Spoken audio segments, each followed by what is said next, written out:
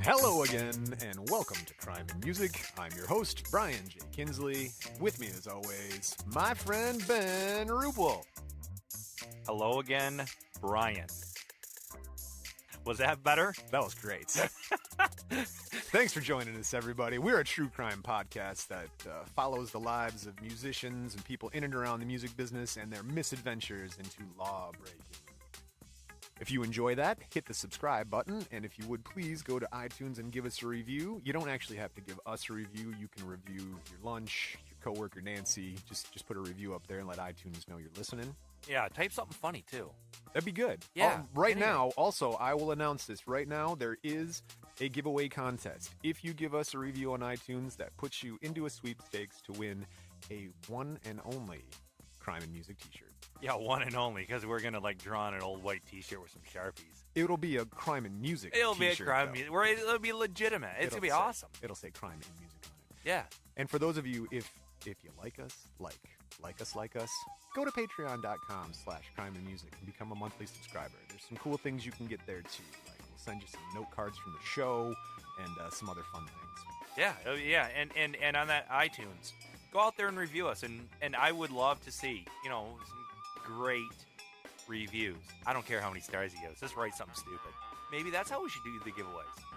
The best review? The best, most imaginative review. Like I was driving down the road and I hit a dinosaur because I was listening to the True Crime podcast by music people, blah blah blah. I don't know, something funny. I hope we have a lot of listeners. Yeah, with that maybe we'll read a few on air. I don't know. That's good. No, it's not bad. I think we should. And if you want to reach out to us in other ways, we are on Instagram, Twitter, and Facebook, all at Crime and Music. All the things. Well, guess what? Coming to the stage this week, it's a story of love, romance, much like Romeo and Juliet. And if you think much like Romeo and Juliet, young kids die at the end, you're correct. It's going to be a good one. It's the story of Sid Vicious and Nancy. It's Sid and Nancy. Sid and Nancy. Now I'm going into this going to be more of just the backseat driver here. I don't know a lot know these people. I know the name. That's my point. So actually, today is Sid Vicious Day, not officially, but for our podcast, it's Sid Day. So we're going to talk about them and their story. It's super interesting, man. They start on the tip of this punk rock and roll revolution. They get into the drugs and the heroin. They're in London. They're in Texas. They're in New York. Ask me how much I know about. Ask me all my complete knowledge of Sid Vicious. What is your complete knowledge of Sid Vicious, Ben? I think he's a singer, and I think he's a punk rocker. That's all I know. Actually, he is a bass player, a drummer, and I think he might have played some guitar. I don't believe he sang too awful much. I mean, he did, but... If I had to guess... It's Johnny Rotten. I'd say European. Is he from, the England area? He is from the England area. Nailed it. All right. Woo. Coming to the stage. Who do you think writes all that Wikipedia? This guy. Sid Vicious. All right. Born May 10th, 1957, John Simon Ritchie Jr., to John and Ann Ritchie in Lewisham, London, which is, Lewisham is an area in South London. Lewisham, like Lewis and then ham. I love bacon. I like ham. I'm part of the pig. I'm pretty down with it. Yeah. All right, so Lewisham is identified as one of the major centers in Greater London. It's got a population of about 95,000 people. Around 2011 is that stat. It's an important transportation hub for southeast London, and it has the largest police station in Europe. Lewisham. Well, no T, just Lewisham. Lewisham. Lewisham. Like Lewis made a ham. Lewis or Lois? Lewis. Let's see, where does it say Might that be Louise. Louis Ham. No, that'd be French. That's across the... We don't talk about anybody in France. I'm going to make that rule right now. We might. We'll get there. All right. So, all right. So you got Lewisham, London. You got some other musicians from there just besides Sid. You got Ginger Baker. He's the drummer of Cream. He's super popular if you know drummers. I'm biased because I'm a drummer. Natasha Bedingfield. I'm sure you've heard of her. No. She's a pop singer. P-Money. No. I'd only say yes if I want to look cool in front of my friends. That's true. Maxie Priest. That Judas's? No, they did this cover of Wild World by Cat Stevens back in the day. if you don't know. All right, fine. And finally, from Lewisham, I apologize to the people of Lewisham. Gary Oldman. Sorry, Gary Oldman. But you know who Gary Oldman is. No, I don't know who Gary Oldman is. God. Never mind. All right. People are yelling at me already. You're fine. All right, Sid's parents. His mom, Anne, drops out of school early because she didn't have a whole lot of academic success. So she joins the Royal Air Force. And in the Royal Air Force, she meets John Ritchie. And he's a guardsman at Buckingham Palace and a semi-professional trombone player in the London jazz scene. Like part of the Hip Cats. All right. Yeah. So this is just post what year? Post World War II? Well, yeah, I mean 57. Yeah. So they're rebuilding a nation. Still. Yeah. I mean for decades after. Yeah. Very true. Yeah. So, RAF. All right. John, young John is born, and he and his mother moved to Ibiza. Ibiza. Ibiza? Ibiza. Yeah, but I think it's pronounced Ibiza. Do you have to make that face when you say it? What? No one can see my face. This is what I look like. We've already dealt with that this morning. They expect to be joined by his father, who is supporting him. He's sending him money. He's like, you guys go to Ibiza until I get there, and then I'll come and we'll start our family and life will be good. But first few checks failed to arrive. And this is Ibiza. Is over there in England there somewhere? It's a paradise island type of place, man. It's kind of like a Fiji or like a Haiti. Oh, this is not in Britain. No, that's a different country. Ibiza is a country? Yes. They leave and go there like to get a fresh start. Because again, the war, the rebuilding is, they're like, what, this is a bit much. Oh, I never, it didn't sound very like British. No, it's not. But it's like one of their, it's like going to Cyprus or something like that for a vacation, for a holiday, because Europe is much more like connected that way than we are. Just want to let you know, I'm pretty much into the British scene big time right now. Just got done with Doctor Who. Nice. Who? And I'm on the Sherlock. Oh, the new Sherlock. Okay. Yeah, well, Netflix. They're pretty good. I'm pretty big into. I go to YouTube and look out. I go to YouTube and look up Britain's Got Talent, because I think that's hilarious when you see local British people trying to show off their talent to other British people. That's funny. And then we got done with the Great British Baking Show over Christmas. My wife and I were watching that because we thought we were going to bake, but we didn't. But we watched people bake, and that was fun. The English are very organic. They come up with a lot of great ideas. The Office. Ricky. Yeah, thank you. Yes, perfect. They come up with great ideas. Their market's just not big enough. Ship it over here and then make a bunch of money. For a tiny island nation, they expanded pretty good. Yeah, they have quite an impact. All right, back to Ibiza. Well, yeah. Well, you got Anne and young John Simon waiting for their dad to show up. He mails them some checks, and then checks stop coming. And then Anne realizes Dad's not coming. He's not gonna. Already getting into the sad story. Yeah, I know. Everybody's got a troubled past, right? We all have dead people. Early life, 1965. Anne marries a man named Christopher Beverley. They set up a home in Kent, which is in England. Yes, Kent. Now we're back to good, normal British solid soil. Things. Right. Richie took his stepfather's name, and he's known as John Beverley. Beverly. Well, 6 months later, Christopher Beverley dies of cancer. Yeah. So, in 1968, Richie and his mom are they're renting a flat in Turnbridge Wells. Again, that's England. We know it's not. Richie goes to Sandow Court School, so he's getting into school in England.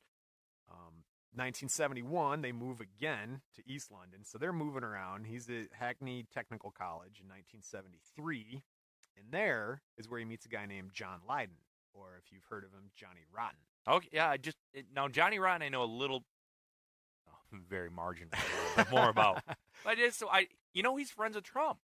I am not surprised. No, Johnny Rotten, he's like, he's Donald Trump's he's an anti-establishment guy. I'm not gonna go into any politics on this show, but he gave an interview over there in England on a morning talk show, and Johnny Rotten was kind of like, hey, Trump's my man. Maybe we can be friends. Good Lord. And he wasn't kidding. All right. Well, So Maybe we can get Trump on one. Can we get him down here? Richie is 17 years old. I'm just gonna move on. I'm just gonna move. Richie's 17 years old. He's hanging around in London. One of his favorite spots is this clothing store. It's called Sex. Oh, what's that? Sex. Yeah, they sell a lot of flip flops and sun hats. Yeah, I was gonna say, what clothing store named Sex? Listen, all right, everybody, draw your own. Put your own. Insert joke here. Moving on. They're at the Sex clothing store. He meets Chrissy Hind. Remember her? Oh, now we're talking about people I've heard names of. Yep. She is in the. She starts the Pretenders. They got some. I'll stand by you. Back in the Chain Gang. All that crap. Chrissy Hind has this idea. Was she the one that wrote the song for the beginning of the Rush Limbaugh program? Bum bum bum bum bum bum na na na na na na dun dun dun dun na na. I think she's a big Donald Trump supporter too. We'll have to get her down here and ask her that. We'll have them all, I guess. Talk to them. Have some questions. No, she's interesting though, and she might have some ideas because she came up with an idea. She's 5 years older than Richie, right? She tries to convince him that they should get married so she can get a work permit. Just a sham marriage? Right, a sham marriage because she was in England and she wanted to stay there, because of the cool music scene and stuff. So she literally says like, "Hey, let's do a sham marriage. We'll get married and I can stay here." Now, I don't know how other countries work because I don't travel a lot. I don't even know how this country works. All right, so now you curious of how I've been calling him John and Richie and Beverly and all these things, right? How does he get the name Sid Vicious? Sid Vicious. Sid Vicious. John Lydon, Johnny Rotten, gives him the nickname. See, Lydon had this hamster he named after another musician, Sid Barrett, the guy from Pink Floyd. Mm-hmm. Okay. So Richie's playing with this hamster, and it bites him. And he's like, "Wow, Sid is really vicious." And Lydon's like, "He's the softest, furriest, weediest thing on earth." And then from then on, Richie's known as Sid Vicious. And I think they're making fun of him because he got bit by a hamster. Oh, they didn't shove it up anybody's ass, did they? Now, see, I knew this was going to be brought into this. I had recently heard about this Richard Gere thing. Do you know who started that rumor? No, it's a rumor? It's... Do you know personally? No, I've never met him. It's just a stupid thing. No, Scientologists went after him because they tried recruiting him back in the day, and he said no, and so they turned on. California's got a whole problem with Scientologists. So it's a smear campaign? It was. See, I don't know, and I don't care. Whatever, your lifestyle, rock and roll. Not that there's anything wrong with that. Not that there's anything wrong with it. Right. But just logistically, I don't think you could put a rodent up somebody's butt. That's what I'm thinking. Whether the rodent and or the person is alive and or dead. Yeah, I don't think you could do it. It'd be like shoving a marshmallow through the hole of a needle on a sewing needle. Yeah, you can do it.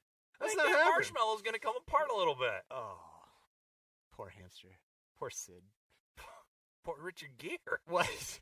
Yeah, no, and I had recently heard that they're like, that was a big smear campaign by the Scientologists to sort of discredit him and stuff. And I think it kind of worked because I'm sure he got some work or didn't get some work. Yeah, it was probably at the top of it, when he was out there with Julia Roberts and doing the Pretty Woman thing. And next thing you know, he's at the Olive Garden. Everybody's looking at him like, yo, can I have a different seat? I was going to ask you to watch my dog, but no. Guy's got a small animal in his butt. Which you can't prove it, though. Well, I mean, he could just get on top of the table at the Applebee's Once and take again, his pants down. I don't think you're going to pass a hamster or anything else or a gerbil. That seems like a solid night of work there. And I'm going to ask the question everybody's thinking. Let's just say you can get a live rodent, a hamster, a rat, a ferret, whatever, in your BH. At the end of the day, and let's just say that feels really good for a second, because I got to imagine that was the end game. If you're trying to do this, how long is it going to feel good for? That little guy's going to probably die pretty quick. Well, what's the oxygen capacity of your colon? Is that where we're at? I mean, I don't think it's long enough. All right, What go else- ahead. what Next else- note card. What do we got? Sid Vicious. Richie is. I apologize, something guys. with- I apologize. What's guys. that saying in your note card? We're clearly not punk rock fans. It does get interesting though. The history does say, yeah, he's got a troubled childhood. This stupid nickname. Hamsters are round, Tubular, I guess, cylindrical. but their face is flat. I don't even think there's like a nose. Like a rat's got a nose that looks like. Go ahead. Yeah, I guess I figured hamster's nose would be pointy for burrowing, but I We are suppose going super go off ahead. topic. Richie's now squatting with Leyden in London, and a guy named John Joseph Wardle, he becomes Ja Wobble. Don't worry about that. We'll get to him. He's a bass player for stuff. Again, nobody cares about the bass player. And then another guy, John Gregg. So together, they were known as the Four Johns. Now, When they went around and went from like one venue to another, do they call them the Portable Johns? that's pretty good, actually. That's better than my joke. Was like, if you're like one of the London ladies of the night and you see the Four Johns coming, you're just like, that's a lot of work. Anyway. You're right, my joke was better. Yeah, thank you. So the guys, the Four Johns, they're out there and they start busking. Busking? Busking, like street performing. Definition, yes, thank you. Is that Busking? that's what busking means, street performing? It's okay. Busking, Spanish root word buscar, meaning to seek. That evolved from the Indo-European word busco, which means to win or conquer. So today, I think the word's still used, like the buscar is still used in Spanish, but it refers to female street workers. But the concept is that you're on the street and you wish to seek or win and conquer money from people walking by. I'm bored. Busking. So I knew you were going to ask that, which is why I had that card. Yeah. All right. Yeah. Indo-European busco. Leyden and now Vicious are busking for cash. Vicious is playing the tambourine. They'd play like Alice Cooper covers, and people gave him money to stop playing. Because a lot of good Alice Cooper covers come from the tambourine. It's the main instrument in Alice's music. So one time they got 3 bob, which is 15p, which we would consider like 15 cents. And they freaked. They're like, woo! All started dancing around and stuff like that. For 15 cents? Yeah. 3 bob? 3 bob. They were pumped. Wow. I think this is the idea. I walked over 15 cents today at the disc golf store. Geez, Trump. Not worth my time to bend down. I was on my way here. This is I important. had a case of beer in one hand and 3 lotto tickets in another. I didn't have any hands left. We had. Yeah, I'm glad you got here too, because if we weren't discussing hamsters and other things, My day would have been incomplete. that's true. 1979, we kick off with the first criminal offense. He assaults a guy named Nick Kent. And some people know Nick Kent. He's a writer, a music critic. He was big on the underground scene. He's pretty much UK music journalist of the 1970s. How old is Sid at this time? Well, 57 to 79 puts in the 18. All right. So, this dude Nick Kent, he assaulted. Actually, he was a musician too, because later he plays with the Sex Pistols before like Richie does or Sid Vicious does. The Sex Pistols have a lot of members, but anyway, Sid assaults this guy Nick Kent. Right? They're at the London 100 Club. Of course, you know that one. It's the one on Oxford Street. It's kind of a dive bar. Yeah, I signed some autographs there. They hung it up on the wall. Yeah, It's in the back. Yeah, way in the back. So the band's playing, not the band, but The band. the Sex Pistols, the All right, band. take right, a not load the off band. there, Brian. Thank you. I'm glad you got it. Anyway, Sid and Ja Wobble approach this guy Nick Kent, right? Because they're not in the Sex Pistols yet. They're just kicking. It's a quote from Nick. Vicious started beating the shit out of me with a chain, while Ja Wobble held a knife in front of my face 2 inches from my eyes, so I couldn't move. These are buddies. No, They were playing together, weren't they? No, he was like the guitar player in the band Sid wanted to be in, so he was competition, Oh, he's like, so to speak, not all right, directly. If but I like, can't be in this band, I'm going to get rid Right. of the competition. All right. he goes on to say Sid had horrific aim with his bike chain. He's whipping his ass with a bike chain. Oh, a bike chain? Bike chain, like I'm thinking of like a big, huge, holding anchor to a boat chain. Oh God, no, nothing that bad. It's English. He just grabbed a bike chain. And so, out of 5 swings with a bike chain, he managed to hit me about once. So if he'd hit me 3 times, I could have been killed. With a bike chain? With a bike chain. It would be difficult to hit somebody with a bike chain, I was thinking, especially if your buddy's holding a knife close to their head. Like, don't move when a friend hits you. You don't want to hit your buddy. And then, I don't know if you know about bike chains, but it's not actually a rope. It likes to go in like 2 directions. Yeah, it's a 2-dimensional whip. Yeah. And so that's like it's a 2-dimensional whip. It's like the worst thing to grab. Kicking him probably would have done more damage. Or stabbing him in the face with that knife. And then finally, dude goes on to say, everyone just stood there and stared until the bouncer pulled him off. There were like 100 people. Would somebody please help me? I'm almost getting hit by a bike chain. Like I could just see Sid just flailing like, this damn thing's not going in a straight line. Oh, wait, no, who was that quote from? Was that from Sid or the guy getting hit by the bike chain? The guy getting hit by the bike chain, Kent. Because that would make as much sense as if, like, somebody help me hit this guy with this bike chain. He's like, no, man. Like he's not succeeding now. You're doing fine. So now, 2 months later, Vicious apologized, and he said, quote, I'm sorry. I was out of order. Johnny Lydon feels bad about it, too. Was he on drug? Was this guy a drug guy? Was he I don't know. We'll get there. Okay, so now we've started actual assault on people, right? And so he didn't get in a lot of trouble for that one. No, that one's not bad. That was what, 70 whatever. Now in the Speakeasy, March 1977. That's a London nightclub popular with like rock stars and stuff like that. Bob Harris is this music presenter. He's kind of like the Dick Clark of Europe. He had the show called the Old Grey Whistle Test. The Old Grey Whistle Test. That sounds like something like some dude would try to get little tiny girls into the park and, hey, I got an Old Grey Whistle Test here. Oh, good. Wow.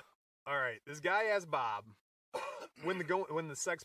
Bob's just at this London nightclub, the Speakeasy. It's literally called the Speakeasy. Bob's there hanging out with a friend of his, friend George, and this random drunk guy rolls up, and it's again it's like somebody coming up to a TV show host and be like, hey, when are you gonna put this on your show? And he's like, when are the Sex Pistols gonna be on the Old Grey Whistle Test? Bob's like, call me in the morning, and I'll talk to you about it. The dude took a swing at him, right? And then all hell breaks loose, dude. So he says he's being affable. He's being like, yes. Come in the morning, we'll work something out. He's like, I am confronted by a drunk, sort of punk rock looking dude. This is I probably wants him on the show. Want to be on the show? So now Sid's there too, right? And so you got all these punks smashing and like just freaking out, and Sid stabs a broken bottle in Bob's friend George right in his face and gashes him good. Dude got 14 stitches.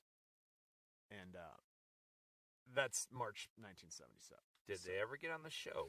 Well, now here's the thing. After that happened, A&M drops the Sex Pistols from their label.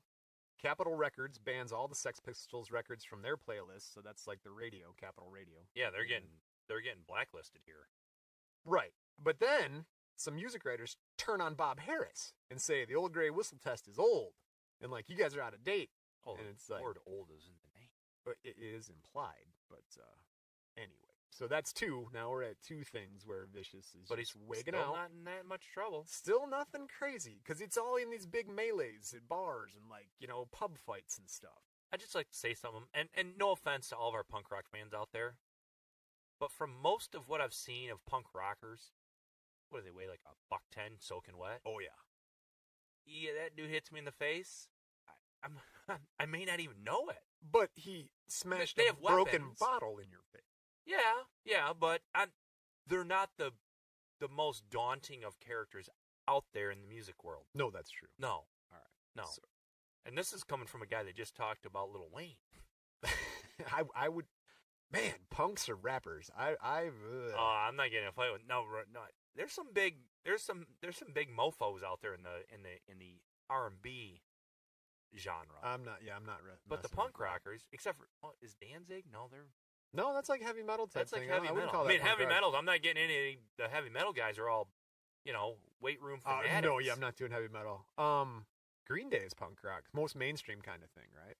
Yeah, those guys are buck 10 soaking wet, standing on each other's shoulders. Smash those dudes. Yeah, that'd be easy. Yeah, I'm going punk rock then. If I have to be in a bar fight, I'm gonna go punk rock. And disclaimer: I don't want to get any fights. No I'm fights really ever. bad at them. No, I'm so right. bad at them. No, let's just sit by a bonfire and listen to punk rock music. That's fine. Or hide behind the bar while a bunch of idiots get in a fight. True. All right, well, let's get into punk rock music because 1976, Vicious starts his music career as a member of the Flowers of Romance. So beautiful. That's got, you've heard of The Clash, right? There's a Yeah. guy named Kevin Levine, and he finds The Clash, but he starts in this Levine. Flowers. Well, Levine, there's no I. Yeah, I'm Jerry Cougar Mellencamp. So, he appears with Susie and the Banshees also, if you know who they are, Susie and the Banshees. You don't. So, he played drums for them. It's fine. That was at the 100 Club when he beat the crap out of Nick Kent. Like, he was there playing drums with Susie and the Banshees. And then while they weren't playing and the Sex Pistols are on stage, he's beating the shit out of Nick Kent. Hey, yo, I'm going to use the bathroom and just go get in a fight real quick. I'll be right back. I think, hold on to my sticks. I'll be right back. You should have used the drumsticks to beat him up instead of the bike chain. Like, how long does it take you to get a bike chain off of a bike, too? That's the other Yeah, thing. That's a great. Where are you getting a bike chain at? On a whim. Jeez. Was it the chain maybe from the bass pedal and the drum? No, it said bicycle chain specifically. At first, I thought it was a motorcycle Well, chain. it's kind of a chain.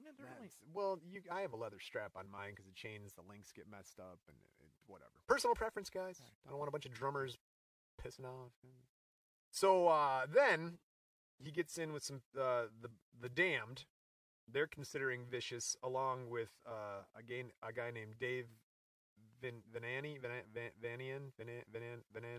Davey V. Davey V for the position of lead singer, right? And the Damned was like the first British punk band to sort of release a single, an album, have a record on the UK charts. So like, you wanted to be a punk guy, you wanted to be in the Damned. These are the days I know. These are the days I know. Well, Davey V. These are the days. I love that song. Davey V gets the gig. That Dave people know because Vicious failed to show up to the audition, man. He's like, no, we're not doing that. So we flash back to the 100 Club show, day 2. The Damned are playing. Vicious hurls a pint glass towards stage, right? Because he's trying to hit Davey V in the face. And it misses, and it hits a pillar and shatters, and partially blinds a girl in the crowd in one eye. So the next day, Vicious gets arrested for that, and he's imprisoned at Ashford Remand Centre. Imprisoned? Imprisoned. How long did he get to spend his Wasn't long. No, okay. So he wasn't. I mean, I think of prison here in the U.S., we're thinking a year or more. No, I think this was just like There's a jail, assault. and then Right. there's prison. They call it Ashford Remand Center. Because it's Okay. English. Yeah, they're English. Like Kalur. Yeah, like the old way, old English shoppies. Oh, yeah, the Chape. The chape. Yeah.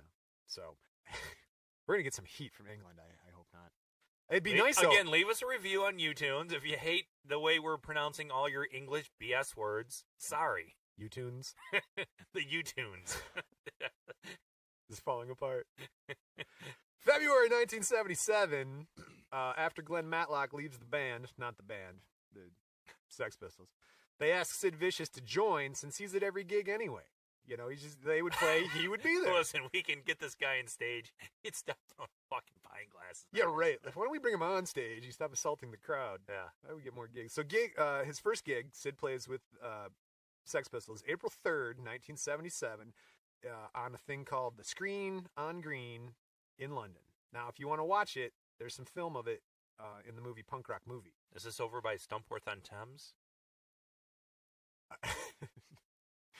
You've traveled more than me, my friend. All right, listen, if anybody knows that reference, go ahead and write us on the YouTubes. Or if you get a Stumpworth by Thames reference, you put that in the iTunes review. I will send you not only a Crime and Music t-shirt, you'll get the first Crime and Music koozie. That's the a bet. Stumpworth-on-Thames. Just leave it at that.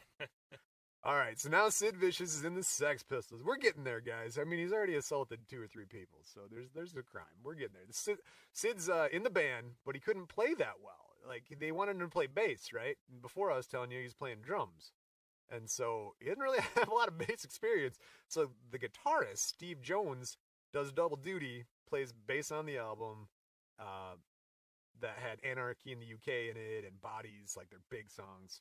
And Vicious played on it, but later he went back in and overdubbed it and stuff. Oh, wow. That's bad. If you can't get on a band and play bass. I mean, seriously. And I don't want to hear any shit from any Rush fans out there, okay? I don't need to hear anybody from Primus calling them, the bass is awesome. I know, I get it. I love the bass. They're some of my favorite musicians out there. Rush, whatever. For sure. Geddy Lee. We all know about that shit. But still, it's kind of it's like the right field of the band. Hey, we got a guy we want in the band. Where do you want it? Put him on the bass. He really doesn't know how to do anything. We'll put him in right field. We'll bat him last. He can be on stage, and we'll just keep him from throwing pint glasses. Think about the structure of punk music, too. I mean... Yeah, they don't barely have. Yeah. Couple of double... Yeah, and there's a guy screaming on the microphone without a shirt on. Pretty much. May or may not be bleeding from the face. So, Sid also didn't record a lot because he was in the hospital for hepatitis. A? B? Are you Canadian? C? Hepatitis, eh? It's just hepatitis, most likely from the drug use, so I'm not certain. No. My sources did not Or specify. didn't wash his hands well. His main visitor was his girlfriend, Nancy Spungen. Dun, dun, dun. Yup. This is where we get yokoed. So, Nancy is American, born February 27, 1958, raised in Philadelphia, Pennsylvania. Is she hot? She's we'll get there. We'll get there. She's diagnosed with schizophrenia at the age of 18. She was at a boarding school in Connecticut, and she graduated early. So, then she goes to college. She gets expelled from college. She goes on to London at the height of the punk rock scene, right? So, as described by punk rock journalist Legs McNeil, in 2008, she did a thing in New York Magazine. Nancy embodied the nastiest parts of the scene. They even called her Nauseating Nancy behind her back. Nauseating Nancy. Nauseating Nancy. Now remember, and what's her full name? This is a teenager. Her name is Nancy Spungen. Spungen. I'm probably pronouncing that wrong, like all names on the show. That's part of our shtick. It might be a bit. So Nancy follows Johnny Thunders and Jerry Nolan. They're in the band called the Heartbreakers to London in 1977. And that's when she meets Sid Vicious, and boom, those two become inseparable, man. It's Romeo and Juliette. They are up each other's ass 24/7. Nancy's teaching Sid about sex and drugs and sort of like, this is how New York City rockers live, I kind of think she might be like the girl from out west, the stripper Debbie? No, the Kesha. Yes, fucking Kesha. That picture. Oh, I'm sorry, Lady No. Gaga. That's a Lady Gaga face if I've ever seen it. You're not allowed to play with your phone during the Nirvana show. guy. Oh, my head. Courtney Love? Courtney fucking Love. I think she's kind of a Courtney Love. Look. Oh, for real. dude. There's people who actually said Courtney Love and Kurt Cobain were the modern Sid and Nancy. Okay, good. I'm happy I made that. Way to make a own. connection 20 years late. She's short. But you're with us. She's not. I bet she's party girl. She is. She's super crass and domineering, combative. She's basically, as the English would say, a cunt. A cunt. But not a good one, because they'll say that he's a good cunt. No, she was apparently just like a bitch, dude. Everybody. Fag. English. Give me your cigarette. Stack of sticks on your shoulder. Everybody was trying to be like, everybody else around the band, like all these chicks, these groupies are trying to be like good little groupies, like, hi, look at me, oh, like flashing their boobs and stuff. And nah, Nancy is like, fuck you, I'm a prostitute, let's do this. The rest of the band in the Sex Pistols, they hated her. They even had her banned from their 1978 tour. They're like, you're not allowed to go anywhere we go. And it seemed to be pretty much what she was known for, because the Heartbreakers tour manager, Lee Chelders, and his Lee actually is L-E-E-E. He's got that extra E. Lee Chelders. She was a junkie, drug dealer, supplier, unapologetic. an all-around lowlife. She was a very, very, very, very, very, very bad influence on people who were already a mess. She was a troublemaker and a stirrer-upper. A stirrer-upper. A stirrer-upper. That's what Lee said about her. All right. We hit January 1978. Sex Pistols embark on their U.S. tour. It only lasts 2 weeks, though, because multiple shows were canceled and the band sort of deteriorated. Was it lack of audience or just they're a hot Vicious's mess? heroin habit was getting worse, and like, your girlfriend sucks. I'm not gonna go if she's here, and like, just you guys, it just starts imploding. It's punk, baby. That's punk. That's true. That is punk. So we're in San Antonio, Texas, at the height of the punk scene, because where else would you be? Vicious hits an audience member in the head with his bass. Just knocks him right in the head. You don't know how to play it. You might as well hit somebody with it. The dude was antagonizing Vicious by shouting out, "Faggot fucker!" And then Sid just pop Bam, right on the bam, head. bam, bam. They could pretty much. So now, we're in the Longhorn Ballroom in Dallas, Texas. This isn't San Antonio. We moved on to Dallas, so their tours made it to two Texas cities. is a bit unforgiving when it comes to some sort of. Yeah, it's How Texas. many punks are going to be in Texas in the 70s, man? I know. I was like, who's your tour manager? Why would you set this up? Stick to the coast. Right. Jeez. Before they took the stage in Dallas, Sid Vicious carves in his chest, "Give me a fix with a razor." Because he's like freaking out, like having heroin withdrawals and stuff. So, I mean, you're carving shit in your chest. You're not faking it. No, you No. got some. No, you're for You real. got some problems. So, then we hit San Francisco in 1978. After the Winterland show, live at Winterland, the Sex Pistols just fall apart, man. Some songs were released, they were split, but the band was done. Like, you know, they would release, like, okay, this is the latest from the Sex Pistols. Like, if you knew, though, the band broke up a couple months ago. So you're just like, oh, all right. So, and then Sid has a solo career, right? Nancy as his manager. That's his good plan. I'm going to go solo. Nancy's going to run the show. So he bounces around. He sits in with, like, Mick Jones of The Clash and the New York Dolls and, you know, back to Johnny Thunder and, like, those guys and the Damned and stuff like that, right? So August 24th, 1978, Sid and Nancy move into the Chelsea Hotel in New York City. Other people who live there, like Bob Dylan, Patti Smith, Jackson Pollock, Nikola Tesla. sure, lived there for I a don't time think in he did. Manhattan. October 11th, 1978. You notice when I start using more specific dates, something's going to happen. This is because you can find the dates in newspaper clippings. That's correct. These are citable sources here. That evening, several visitors to Sid and Nancy's room saw Sid take up to 30 tablets of Tunol. Tunol? Tunol. Tuinal. Tunol. All right, not one all, but Tunol. It's a barbiturate made from 2 different salts, like that type of. It's a sedative, basically. Like they use it in Taxi Driver and in the movie Fight Club. Tunol. Yeah, since those days, we've really done well at refining our drugs, I feel. I don't know. Yeah. Talk to me, Breaking Bad. What have you been doing out in your garage? Oh, no, I'm not Oh. doing no drugs. I try to keep a little up on. I got kids. I want to know. We're not worrying about Tunol these days. No. I wouldn't Bath think so. salts, kratom, whatever, kratom. Kratom. Yeah. It is a salt derivative, so I don't know how the salt thing works in that type of drugs, but apparently you put those 2 salts together, the 2 nols, and it'll knock you out. So And he took like 1 billion of them. he took 30, Okay. which, I mean, I'm pretty sure we get to it. We'll get there. But somebody described that as like, even if you're a heavy drug user, that should knock your ass out for hours. That'll come up later. So that was October 11th, that night, right? So now we're at October 12th. Chelsea Hotel. Sid Vicious claims to have woken up from a drug stupor to find Nancy dead in the bathroom floor. Okay, so they're in New York. New York. He just took a pile of drugs. Like a And- literal fistful of And he gets up, sedatives. and his What's going on?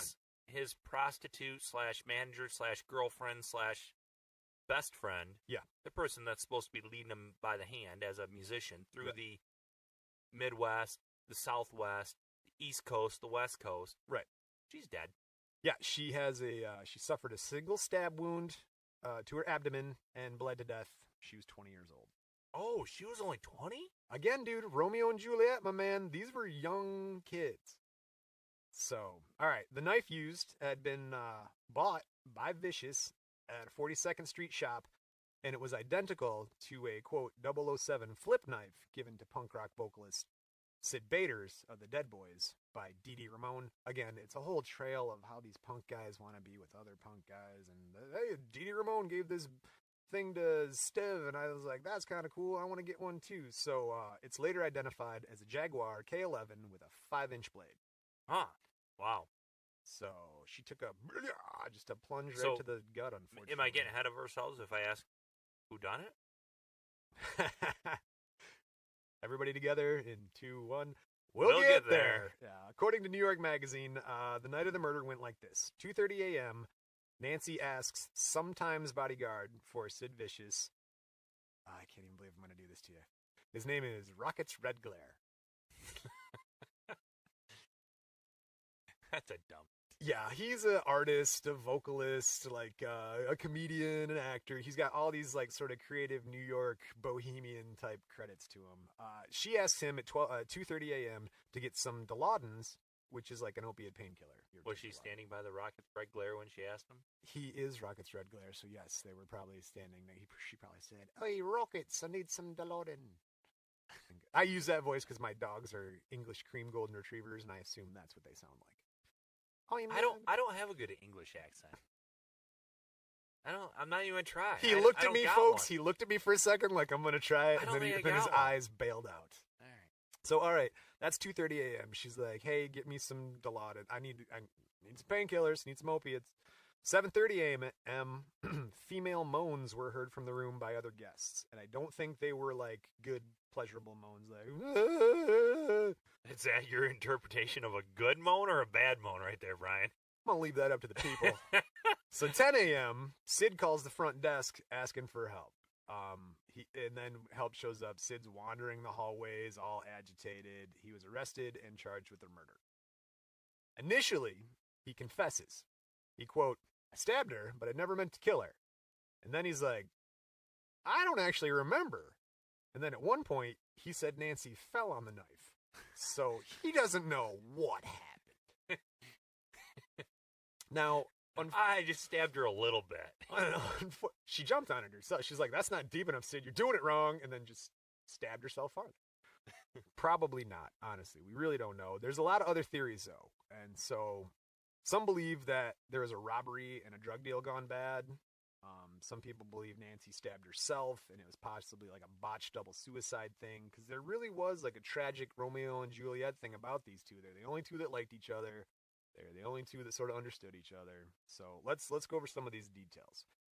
Nancy was stabbed and bled to death, right? $2,400 in U.S. money was stolen from their room. Police found 6 different sets of fingerprints. Never interviewed anybody but Sid Vicious. Well, 6 sets of... I'm going to do a little devil's advocate. It's a hotel room. Yeah, you got a million people in and out of there every day. But it's a rock star's live-in hotel room. They're staying there long term. But still, you have people coming in there cleaning, other drug addicts. She got stabbed, even if they had a party. Let's say we have a party here in my Cheesy's podcast studio. There's a bunch of people here. Someone stabs you, and they only look at me because I'm in here with you all the time. Other people were in this room with us. He did at one point admit to it, right? But then he's like, she jumped on the knife. I don't remember what happened. He also had... She jumped on the knife. That's what he said. If you're saying he also admitted it, this is also his word. Who jumps on a knife? I mean, she's not like a samurai that had some sort of you had to kill him. What's that? Go ahead. I want to say Harry Carey, but I always go to Chicago baseball when I say that. If I was a hot dog, I'd eat myself. So, all right. So we've got different fingerprints. Sid's the only one who's interviewed. The witnesses place a local druggie, Michael is his only name, Michael C. as I recall, at the scene, and they had cash wrapped in a purple hair tie that looked exactly like Nancy's purple hair tie. So there's that. And then other things, other theories. There's talk around New York's underground scene that Rockets Red Glare had been bragging about stealing their cash and stabbing Nancy. Like, he was walking around talking shit about that. He's dead now. He later denied that claim and gave his account of the evening, where he implicates Sid and Nancy's regular drug dealer as a different guy named Steven. So we got a lot of drug dealers who come up in this who could have been it and just like stuck her and then took the money and ran for it. I think they made a board game out of this. Clue? Yeah. What room? Who done it in what room with what weapon? Well, we know it was a knife. Definitely a knife. And we know it was in a hotel room. Definitely in the hotel bathroom. We just can't figure out if it's Colonel Mustard or Lady Green Jeans. Is that person? It is now. So in the days following, Sid's released on $25,000 bail, supplied by Virgin Records, I found out. Thought that was interesting. He tries to commit suicide by slashing his wrist with a smashed light bulb. This guy can't do anything without smashing some glass. I swear to God. I'm smashing glass, sticking it in your face, smashing a glass, throwing a cup on the stage, smashing a light bulb so I can cut my wrist. Yeah, he needs to get into the Bronze era. God. The punk's like smashing stuff. Smash it, eh? So he's hospitalized at Bellevue Hospital in New York City. For those who may not be from around here, Bellevue is like the joke for like the mental insane thing in America. Get committed to Bellevue. It's the oldest public hospital in the U.S. They're good with. So he tries to kill himself again by jumping from a window at Bellevue, shouting, "I want to be with Nancy!" And somebody grabbed him out of the back of the window, stopped him from jumping. Oh, so somebody who saved his life? Just like orderlies, people in the hospital. Oh, okay. Yeah, so he's in Bellevue. Yeah. And he's done with it. Well, he gets out of Bellevue, and December 9th, 1978, he's at a Ska-Fish concert at the Horan Dance Club, New York City. What year is this? It's 78? a hoorah. 1978. Huzzah. Right. The Huzzah dance. Very close. Hurrah Dance Club, New York City. Vicious assaults the singer, Patti Smith, her brother, Pop. Takes a broken beer bottle. This guy can't get... He's a one-trick pony when it comes to weapons. Smash and stab! Smash and stab! Like, yeah, he's got it down. So Sid is sent to Rikers Island, which we may remember from Lil Wayne. He's sent there for... Yeah, that's right in the river. Right on the river. Sent there for... In the river. 55 days for enforced detox. Yeah. So, he's released on bail February 1st, 1979. So did we ever come to the conclusion who the best second command is? Oh, Riker or... Again, I really don't consider Spock as second in command. I think he is. I think he is too, but... I'm picking Riker either way. Yeah, Riker probably is the best. Gosh, it's... Nobody else sticks out at all, and I've seen Voyager, Deep Space, and all those things, Enterprise, Riker all of was it. good. Riker was really good. The whole entire the Next Generation was great. It really was. But still, the movies, I like all the old originals. The originals are better in the movies. Except for that one, I think... The crossover? No, the crossover is good too. Okay. There was one of the later original movies, I'll have to look it up later, but one that good. Like Voyage Home. With the whales? No, I like the whales one. Oh my god. Nuclear Vessels?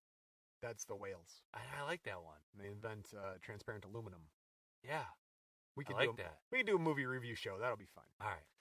Let us know on iTunes. Continue. All right, so we're still in December 9th, February 1st, 1979, he's released on bail. Later that evening, they're having a party for him, like a bail release party. Like on the day he got out of jail? Yeah, all right. On bail. Like, hey, come to this, it's like a New York City apartment. His friend, he's an English photographer, his name is Peter Kodak. No, not Kodak. Kodak. Dick. Gets him some heroin. He is a dick. So, all right, 55 days clean. Peter comes in. Hey, y'all want to do some heroin? I don't have an English accent. Now, I know. Work on this for the next punk guy we do. They're coming, that's for sure. And midnight, that's what she said. Sid ODs, but everybody there get him up and they start moving him around, like walking him around, like Weekend at Bernie's. They're like, no, he's fine. And then Sid's mom finds him in the morning, dead, 21 years old. So he was only 21 years old. Yep. Wow. You want to pay attention now to the beginning when I was telling you all the details, right? Well, I'm going to go back and listen to the episode, as everyone will. No, yeah, I'm serious. So. That's 21 years old, and everyone knows that name. We don't all know what songs he sung, his history. No. That guy was only 21. Anarchy in the UK is about as much as I could get to you. But wow, he had a good catch name. Sid Vicious is a sweet name. Yeah. Sex Pistols is a cool band. Johnny Rotten, that's pretty... I mean, you guys were starting a genre of music. You did pretty cool with it, honestly. So... Johnny Rotten's still around. Yeah, Johnny Rotten is still around. He continues to do music and stuff. And so here's the thing, though. There's one more last bit of weirdness, is that Sid Vicious's mother claims that Sid and Nancy had a suicide pact, and that it wasn't an accidental death. Like, he didn't accidentally OD and he didn't OD partying with his friends. Like, he had a note in his pocket that was something like, I want to be with Nancy. And so his mom loaded him up one more, like, OD. A hot hit. Yeah, and so, but then she recanted that later and was like, no, that's not what happened. Yeah, and so... I bet she did. But, wow. I mean, the bit of the fog surrounding her death, and then some of the stuff that was happening with him when he died, makes you wonder if it wasn't a very Romeo and Juliet story. I could see them two having a suicide pact. I really could, especially once everybody's like, she's a bitch. I don't like her. She could be like, we don't need them. This is you and me to the end of time, which will be next week. He's like, whoa, okay, fine. Yeah. So they both died in the U.S. Yeah, New York City. New York City. Yep. So here's a tip to all you people over there on the island. If you're going to be a punk rocker, don't come over here. no, stay in Texas. No, don't come to Texas. Oh, I thought you meant like stay out of New York City, like Manhattan, careful. Rikers and all that. No, just Well, it worked for the Beatles, though. The Beatles did pretty good over here. Didn't they make a lot of money? yeah. But again, though, they imploded because They did not implode. Yoko, dude. Yeah. He Yoko'd. But anyway, John, he didn't kill himself. all right, we're on to a different topic. If you'd like to learn more He about takes Sid 6 bullets. She doesn't get hurt at all. Seriously. If you'd like to learn more about Sid and Nancy, I recommend season 19, episode 12 of The Simpsons, called Love Springfieldian Style. They do a whole thing where Nelson Muntz is Johnny Rotten, and Sid Vicious and Bart, and Lisa and Nancy, or however that works. Oh, that's right. Munson and Lisa are Sid and Nancy. Anyway, that will give you sort of more details. It's kind of fun. You don't have to go through all the heroin and like explicit photos of her stabbed in a vacuum. Pretty much where we got all of our information. I actually didn't watch it. I wanted to, and I was going to be like, because they do like candy overdoses, like, yo, I ate so many lollipops, you know, and things like that. It's just like, I don't want to. Did they do it with the English accent, They too? did. I don't have an English accent. I'll have to work it. It's fun. They barely think it's terrible. So that's it, guys. If you want to learn more, check it out. Love Springfieldian Style. And if you need more on crime and music, check us out every other Wednesday. Hit us up at Crime and Music on Twitter, Instagram, Facebook, Crime and Music. Do we have a MySpace account? We're gonna now. Definitely. I still have my MySpace account, by the way. I tried to delete it. It wouldn't let me, so that's how I learned social media. All right, guys, we're out of here until next time. Give us a review, do things. Hey, thanks for listening. We'll see you next time. Like the song says, never trust a big butt and a smile.